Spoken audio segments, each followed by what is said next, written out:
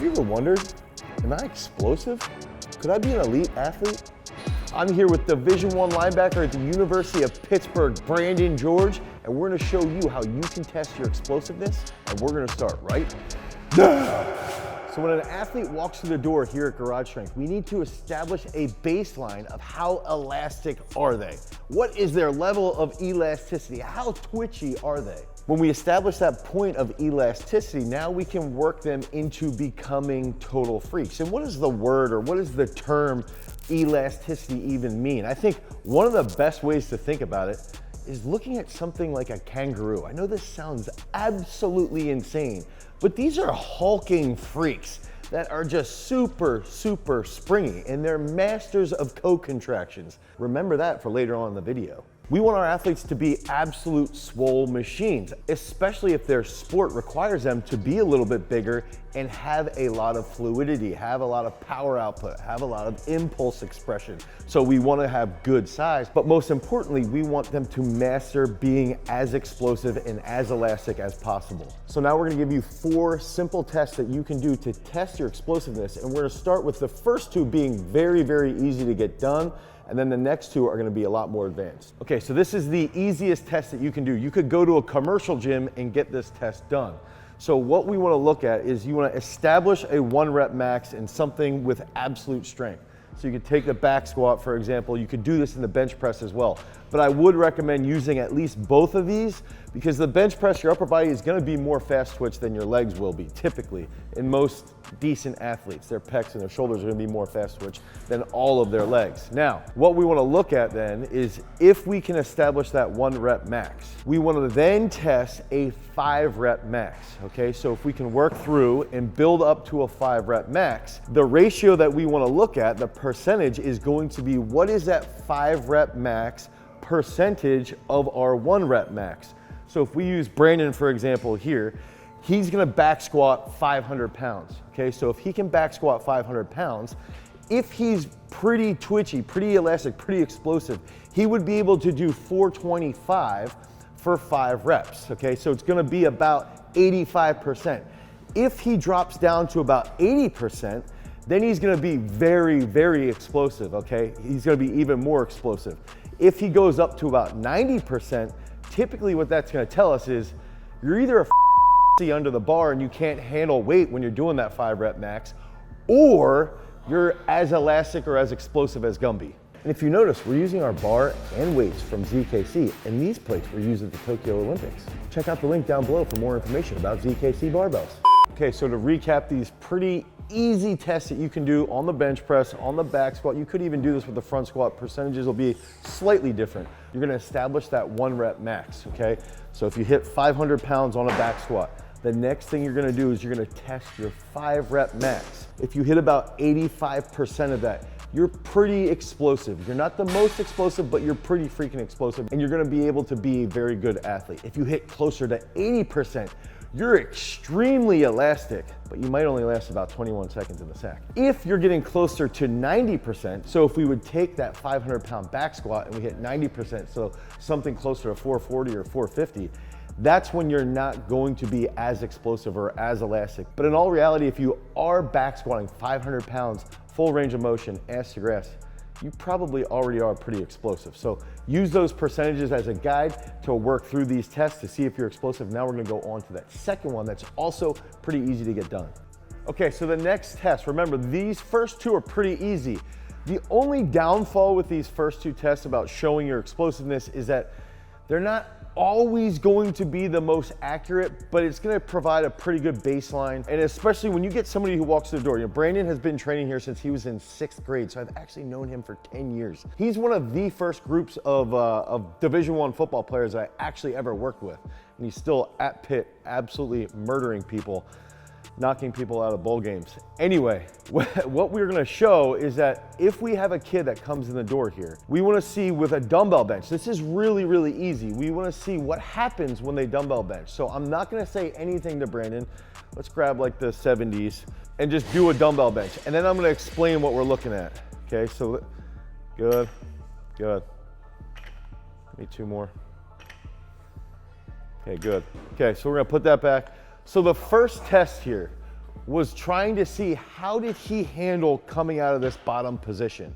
Okay, so that was basically his first warm-up. One of the things that I like to look at when I have athletes come in, I don't want to tell them anything, is can they actually just get a little bit of a bounce? It might be the smallest bounce there, but what happens is if they're explosive, they know how to use a stretch shortening cycle. So typically, you'll see some kids come in and they'll get stuck here, they'll flail all over the place, and they don't know how to use it. And then that next step would be, all right, do that with a little bit of a stretch shortening cycle. Okay, so what that stretch shortening cycle does is it triggers the brain to recruit more high threshold motor units in the prime movers, which then enables them to come up explosively.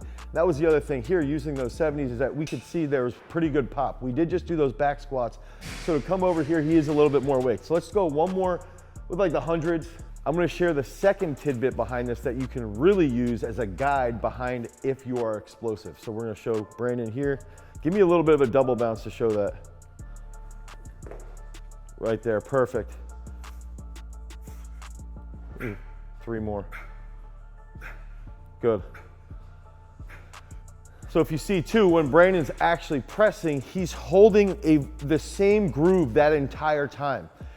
With dumbbell benches, if someone comes in and they can't use that stretch shortening cycle, or they don't know how to use it, they're probably not as explosive as they could be, especially if you teach them how to use that little double bounce and they still struggle to get that up. The other thing is just watching that groove. Now, here's the real cool secret. If we establish that Brandon's max is 500 pounds, okay, I like to use this 500-pound example. Brandon would be able to hit 150-pound dumbbells for 10 reps.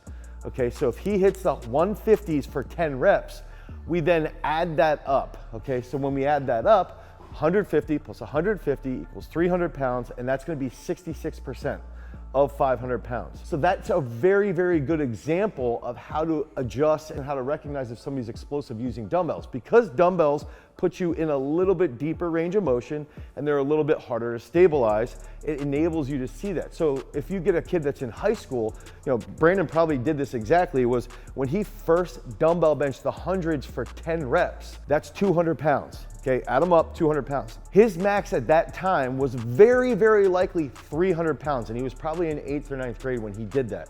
Okay, so that's 66%. So whatever you do on dumbbell bench for 10 reps is going to be almost exactly 66%. If that's higher, that means you are not as explosive. If you're doing the hundreds for 10 and you're only max benching 250 to 275, then that percentage is actually going to be higher. It's gonna be closer to 75%, 80%. So if that dumbbell percentage is higher than your 1 rep max on the bench press, on the traditional barbell bench press, then that means that you lack that explosiveness to control those dumbbells. So those are 2 little tricks that you can use.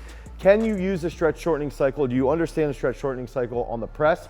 Do you hold that groove? And then finally, your max dumbbells for 10 reps should be 66% of what your 1 rep max on a traditional barbell bench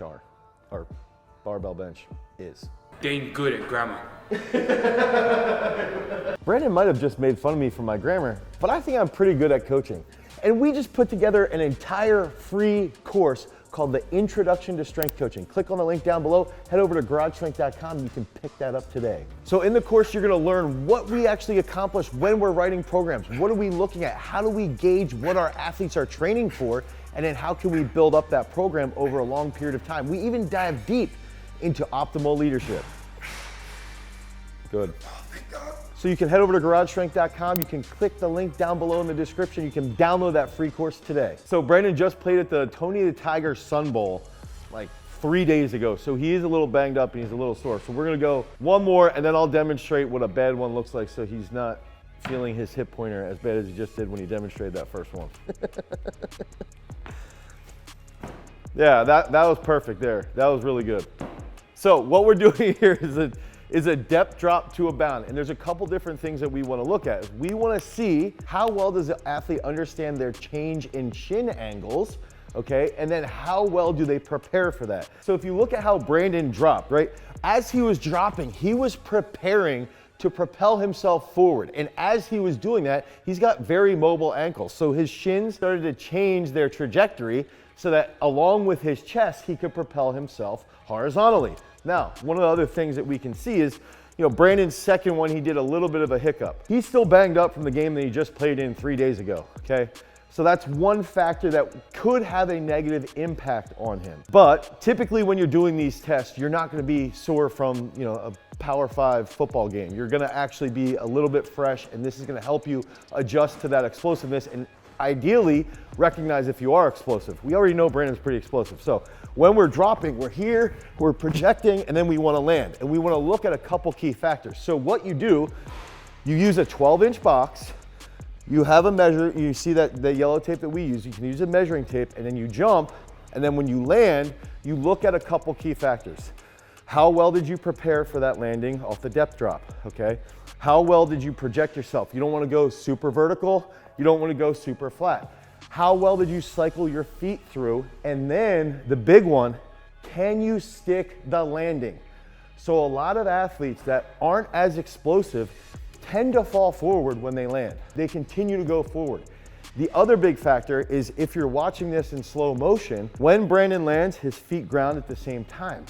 Typically people who aren't as coordinated might have an issue where they sort of ground one foot, then the other foot, then when they're in the air, one foot's going to be lagging more than normal, and they might land on one foot, then the other foot, and then they stumble forward, okay, because they don't know how to cycle and then use their upper body to help them decelerate as well. So this is a really advanced test, and you're looking at multiple different things, and you've got to do it after you actually execute the test. How well do you ground on the counter movement off of that 12-inch box?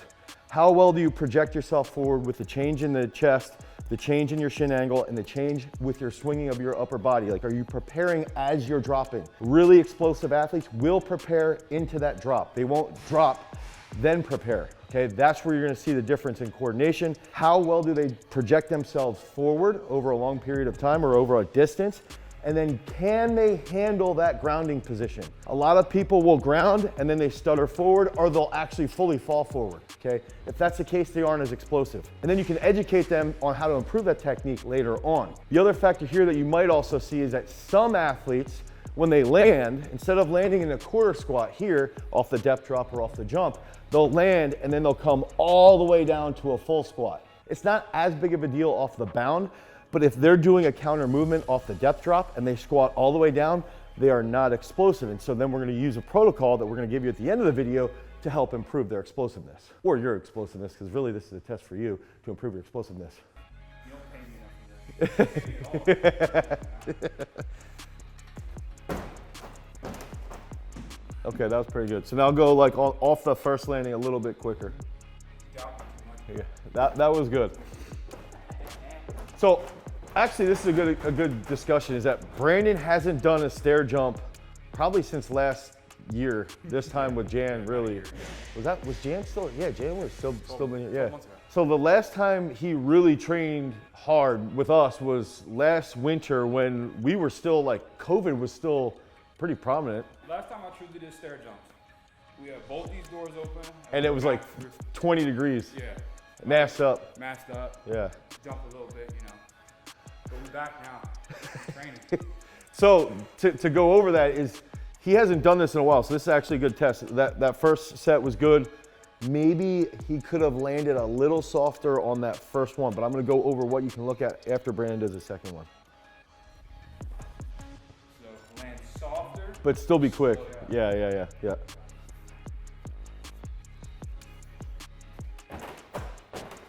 Yeah, that's fine. Yeah, that's pretty good. Yeah, that's perfect. So there's a couple things that I want to look at. If I'm going to test my explosiveness, right? What's the counter movement going to look like on that start? Okay, how deep am I going? A lot of people who aren't as explosive will go all the way down. So you want to just hit that quarter squat and go.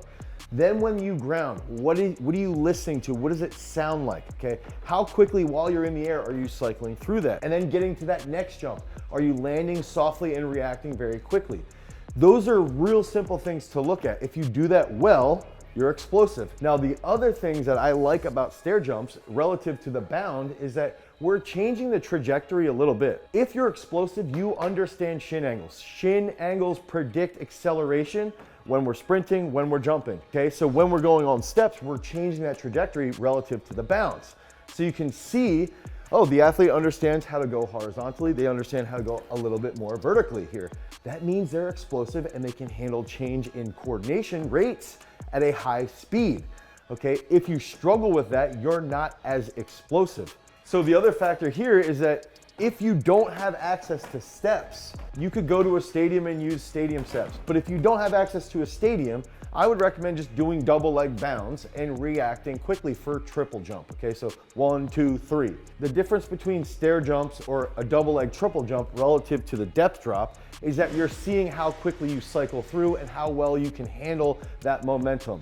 Okay, so now those are some real simple tricks along with the squat test, along with the dumbbell bench test, that are gonna help you identify, are you explosive or not? If you're landing really heavy, if you're squatting too low, if you're not cycling rapidly, and you're not able to cycle quickly with the jumps, you aren't as explosive as you could possibly be. Okay, so what can we do with this information? You did the squat test and the bench test with the 1 rep max to the 5 rep max, okay, and you got a percentage. Then you can test your dumbbell bench set of 10. Right, and you got your percentage there. Then you did a depth drop to the bound or the stair jumps, okay? And you can see, well, you know, I'm not grounding that well. I'm not explosive at all. So if you're not explosive at all, what you should be doing in training is to start with those absolute strength movements with a lot of slow eccentrics into fast concentrics. So control, control, control, boom, up fast. Control, control, control, nice and control on the way down to the back squat, up fast. Start with those slow eccentrics with fast concentrics, okay?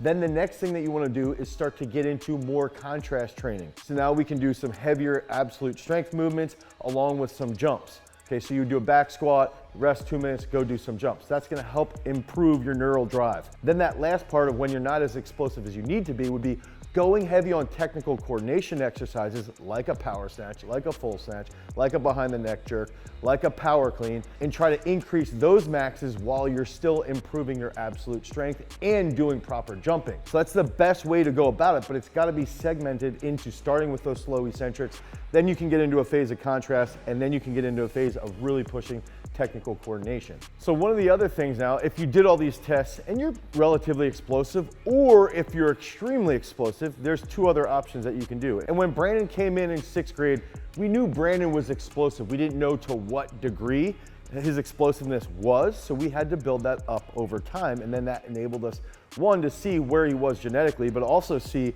how we could get him as explosive as possible to play middle linebacker at Pitt. And so if you're semi-explosive, okay, the first thing you can do is contrast training. Contrast training will help you drastically improve that explosiveness, okay? Then the next thing that you should be doing is doing heavier technical coordination movements and moving heavy weight fast. So you're doing things like impulse-based training, day 4, what we do inside of our Peak Strength app. Those are the big key factors, and then over 4 to 6 months, you can just see where you might have slower reactions and train them on your athlete day. Now, if you're extremely twitchy, and this is pretty much where Brandon is right now, even though he's doing bicep curls over here, basically where he is right now is that we've got to control his elasticity. We've got to control that explosiveness. Remember that example that we used with kangaroos in the beginning. They are masters of co-contractions. So sometimes when you get really young athletes that are absurdly explosive, they are all over the place, even though they're extremely explosive, and they might be more prone to injury. So we have to quiet the noise around those joints to make them more stable so that they can control that twitchiness. Okay, so that's where we're at right now with Brandon, is that over time, ideally, while he's still in college, he's going to improve those joint co-contractions. He's gonna be able to do plyometric work, but also do plyometric work where he'll stop rapidly. He can still do slow eccentrics. He can still do pauses, things based around controlling those movements, but still moving heavy weight fast. That's exactly how he can move forward to keep bringing out that twitchiness, but still prevent those injuries. So if you guys need help with your overall programming, you need to become more twitchy, more elastic, make sure you click on the link down below, head over to peakstrength.app and pick up our app today. And if you guys want more content around fiber typing, check out this video. Because remember, freaks, if you want to become a champion, you've always got to cultivate your power. Peace.